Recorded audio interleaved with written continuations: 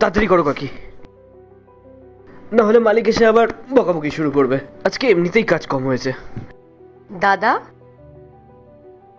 আমি কলেজে যাচ্ছি, ভাড়াটা দে। দাঁড়া।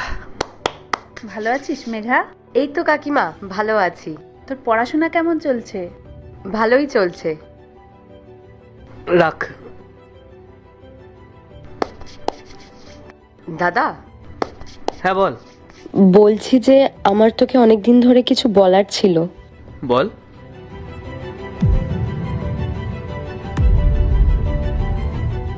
আরে কাকি আমাদের নিজের লোক, চিন্তা করার দরকার নেই, বল।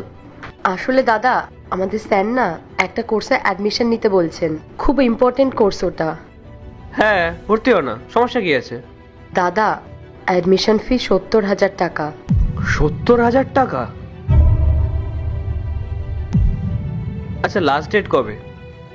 পরশু দিন। এই কোর্সটা কি খুব জরুরি? মানে না করলে কি খুব সমস্যা হবে? হ্যাঁ রে দাদা, কোর্সটা খুব